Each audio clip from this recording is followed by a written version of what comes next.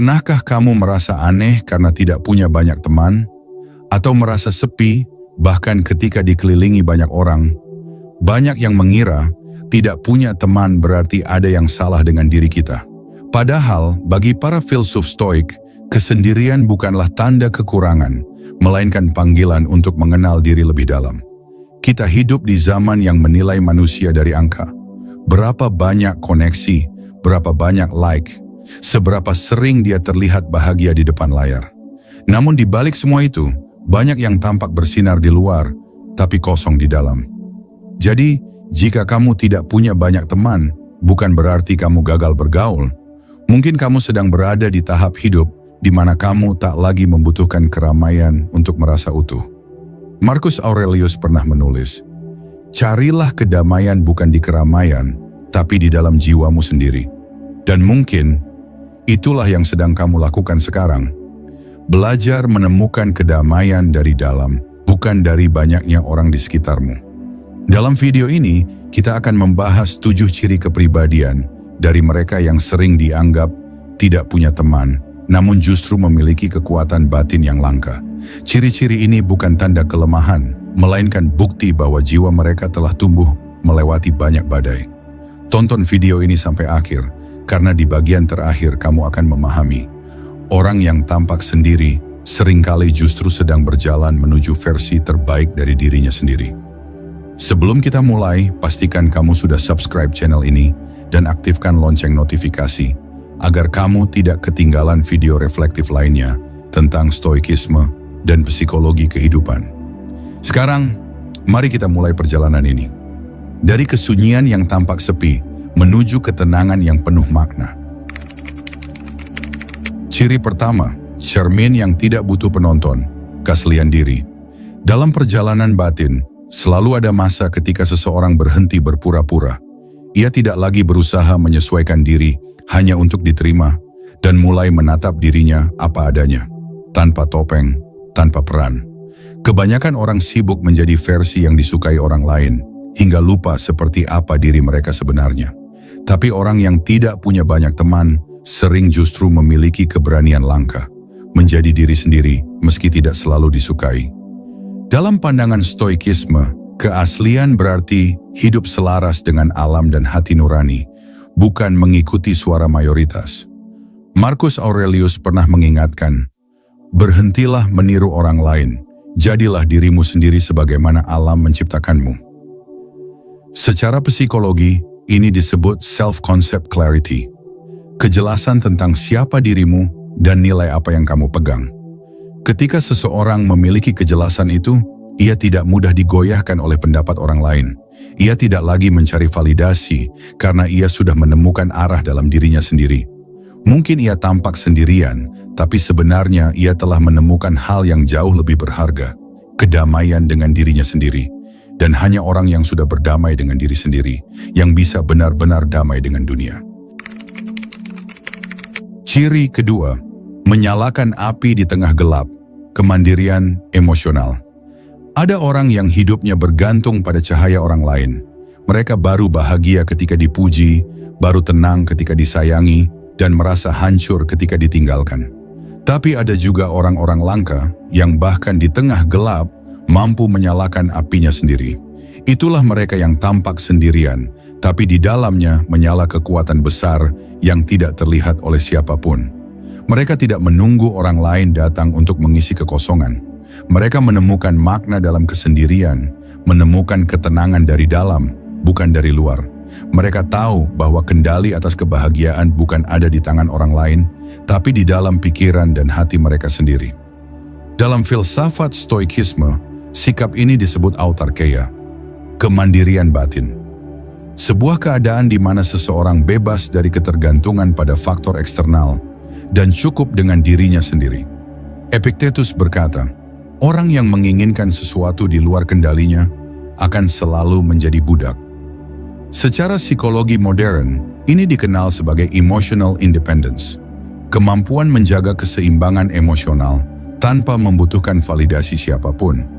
Mereka tetap tenang meski ditinggalkan, tetap utuh meski tidak dipuji, karena mereka tahu nilai diri bukan sesuatu yang diberikan orang lain, melainkan sesuatu yang lahir dari kesadaran. Inilah tahap kedua dalam perjalanan kesadaran manusia. Setelah mengenal diri, kini ia belajar berdiri sendiri. Dan di titik ini, seseorang tidak lagi mudah runtuh. Karena ia tahu, cahaya yang paling murni bukan yang datang dari luar, tetapi yang menyala dari dalam. Ciri ketiga, menemukan langit di dalam diri, introspeksi dan kesadaran diri. Setelah seseorang belajar berdiri sendiri, maka langkah berikutnya bukan lagi keluar mencari dunia, melainkan masuk, menelusuri dirinya sendiri. Ketika dunia luar penuh kebisingan, mereka yang sadar menutup mata dan mulai mendengar suara di dalam. Kesepian bagi mereka bukan musuh.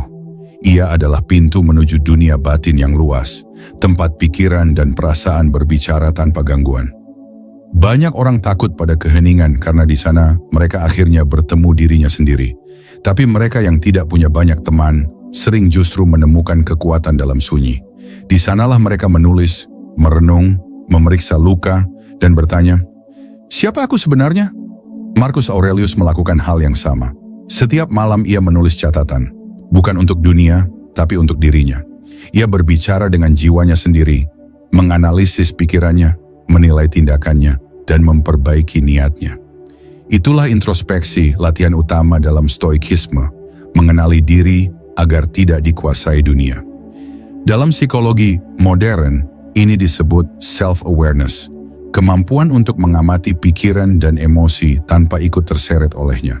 Ketika marah, mereka menyadari amarah itu tanpa menjadi budaknya. Ketika sedih, mereka memahami rasa itu tanpa menenggelamkan diri di dalamnya. Dan karena mereka mengenal dirinya sendiri, mereka tidak mudah dikendalikan oleh dunia luar. Sebab orang yang mengenal pikirannya tak akan terombang-ambing oleh pikiran orang lain. Mereka tidak kehilangan arah karena kompasnya ada di dalam. Langit yang mereka cari ternyata bukan di atas sana, tapi ada di dalam diri mereka sendiri. Ciri keempat, laut yang tenang tapi dalam, kedalaman emosi dan kendali diri. Bagi jiwa yang belum matang, emosi datang seperti badai, menggulung tanpa kendali.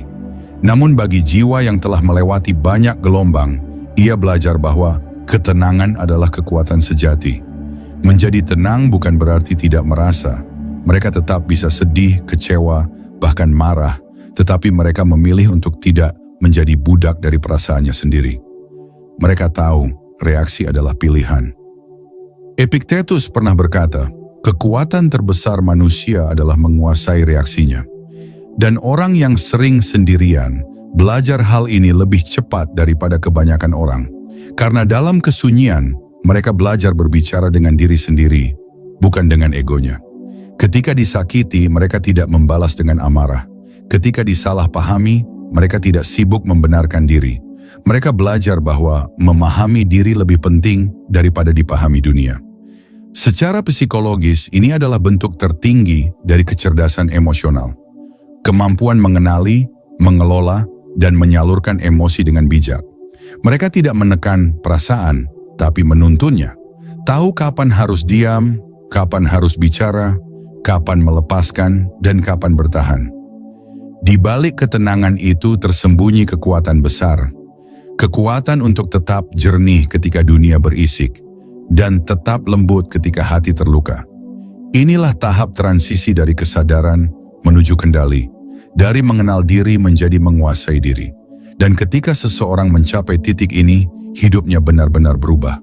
Bukan karena dunia menjadi lebih tenang, tetapi karena ia sendiri telah menjadi ketenangan itu. Ciri kelima, tangan yang memilih batu permata, selektivitas dalam hubungan. Setelah seseorang mengenal dan menguasai dirinya, ia mulai melihat dunia dengan mata yang berbeda. Ia tak lagi mencari banyak teman, karena ia tahu, tidak semua yang tersenyum padamu benar-benar peduli padamu. Mereka yang jarang punya teman sering disebut tertutup. Padahal mereka bukan menutup hati, mereka menyaringnya. Mereka tahu bahwa hubungan yang salah bisa menguras energi, lebih berat daripada kesepian itu sendiri. Dalam stoikisme, kebijaksanaan berarti menggunakan rasio, bukan emosi, dalam memilih siapa yang boleh masuk ke kehidupanmu. Epictetus pernah berkata, "Berhati-hatilah dengan siapa kamu bergaul, karena kamu akan menjadi seperti mereka." Dan dalam psikologi modern, ini disebut healthy boundaries, kemampuan menetapkan batas yang sehat antara dirimu dan orang lain. Mereka tidak lagi takut dibilang sombong, hanya karena menjaga jarak. Karena mereka tahu, tidak semua hubungan membawa kedamaian. Mereka memilih kualitas, bukan kuantitas. Satu teman sejati lebih berharga daripada 100 kenalan palsu. Seperti tangan seorang tukang permata, mereka memegang setiap hubungan dengan hati-hati, menilai kilau jujur dari setiap niat. Selektivitas mereka bukan kesombongan, tapi bentuk cinta terhadap diri sendiri. Karena hanya orang yang sudah damai di dalam, yang mampu berkata, lebih baik sendiri daripada berada di antara orang yang salah. Ciri keenam, berjalan sendiri di jalan yang benar, keteguhan nilai. Ada kalanya menjadi orang baik membuatmu sendirian. Ketika kamu menolak ikut bergosip, kamu dibilang sok suci. Ketika kamu jujur, kamu dianggap bodoh. Ketika kamu diam, kamu dibilang sombong. Tapi bagi orang yang hidup dengan prinsip, penilaian dunia hanyalah gema yang cepat berlalu. Orang yang tak punya banyak teman, sering bukan karena tidak disukai, melainkan karena mereka tidak mau berkompromi dengan nilai-nilai pribadinya. Mereka tahu ada hal-hal yang tidak bisa dijual meskipun harga kesepiannya mahal. Dalam stoikisme, ini disebut virtue, kebajikan. Seneca menulis, lebih baik berjalan sendirian di jalan yang benar daripada ramai-ramai di jalan yang salah. Dalam psikologi moral, ini dikenal sebagai moral integrity, keberanian untuk hidup sesuai keyakinan, meski harus kehilangan dukungan sosial. Mereka lebih memilih sunyi yang jujur daripada ramai yang palsu. Mereka tidak memusuhi dunia, mereka hanya tidak mau menjadi bagian dari kepura-puraannya. Keteguhan nilai inilah yang membuat mereka tampak dingin di mata orang, padahal sesungguhnya mereka sedang menjaga sesuatu yang suci, harga diri. Dan di titik ini, mereka telah mencapai tahap kedewasaan moral. Mereka tidak lagi mengejar penerimaan karena mereka tahu, yang penting bukan siapa yang berjalan bersamamu, tetapi jalan apa yang sedang kamu tempuh. Ciri ketujuh, menempa diri di atas sunyi, pertumbuhan dan kebijaksanaan batin. Ada masa dalam hidup ketika kesepian tidak lagi terasa seperti hukuman, melainkan seperti tempat jiwa ditempa menjadi kuat.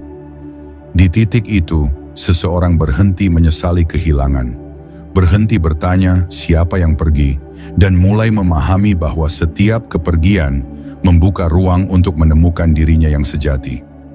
Kesunyian tidak lagi menakutkan, karena di sanalah ia belajar hal-hal yang tidak diajarkan oleh keramaian, tentang sabar, tentang melepaskan, dan tentang menerima kenyataan tanpa kehilangan harapan. Dalam stoikisme, ini disebut amor fati, mencintai takdir, bahkan yang pahit, karena disitulah kebijaksanaan tumbuh. Mereka yang sering sendiri justru banyak belajar dari kehidupan. Mereka melihat pola yang luput dari mata orang yang sibuk berlari. Setiap luka menjadi guru, dan setiap sunyi menjadi cermin tempat jiwa belajar memahami dirinya. Psikologi modern menyebutnya post-traumatic growth, pertumbuhan yang lahir dari penderitaan. Dari kehilangan muncul keteguhan, dari keheningan lahir kejernihan, dan dari kesendirian muncul kedamaian yang tak tergoyahkan. Mereka tidak lagi bertanya, "Kenapa ini terjadi padaku?" Karena mereka telah mengerti, semua ini terjadi untuk membentukku. Kesepian mengajarkan satu hal yang tidak pernah diajarkan dunia luar, bahwa kedamaian sejati tidak datang dari orang lain, tetapi tumbuh perlahan dari dalam diri, seperti baja yang ditempa dalam keheningan. Dan di sanalah puncaknya, ketika seseorang tak lagi mencari cinta, pengakuan, atau kebahagiaan dari luar, karena ia telah menemukannya di dalam dirinya sendiri. Inilah bentuk tertinggi dari pertumbuhan manusia. Ketika kesendirian bukan lagi kekurangan, melainkan bukti bahwa jiwanya telah matang. Kesendirian bukan akhir, ia adalah awal dari diri yang baru. Diri yang kuat tanpa harus keras, tenang tanpa harus dingin, dan bahagia tanpa harus ramai. Penutup, dari sunyi ke kejernihan jiwa. Mungkin kamu tidak punya banyak teman. Mungkin hari-harimu terasa sepi dan dunia seolah berjalan tanpa memandangmu. Namun kesepian bukan kelemahan. Ia adalah tanda bahwa jiwamu sedang bertumbuh, mencari makna yang lebih dalam daripada sekadar keramaian. Kamu tidak kehilangan apapun. Kamu hanya sedang menemukan dirimu sendiri. Dan hanya mereka yang berani menempuh jalan sunyi yang akhirnya menemukan kedamaian sejati. Marcus Aurelius pernah menulis, "Carilah tempat yang sunyi, tapi ketahuilah tempat itu ada di dalam jiwamu." Jadi ketika dunia terasa bising, berhentilah sejenak. Dengarkan suara lembut di dalam dirimu. Di sanalah ketenangan yang tak bisa diambil siapapun. Jangan takut berjalan sendirian, karena orang yang telah bersahabat dengan dirinya sendiri tidak akan pernah benar-benar kesepian. Jika kata-kata ini menyentuhmu, biarkan ia juga menyentuh orang lain. Bagikan video ini dan jangan lupa subscribe serta aktifkan lonceng notifikasi agar kamu tetap bersama kami dalam perjalanan menemukan kebijaksanaan dan ketenangan hidup. Sampai jumpa di video berikutnya. Tetap tenang, tetap sadar, dan terus bertumbuh di jalan sunyi yang menuntunmu menuju kejernihan jiwa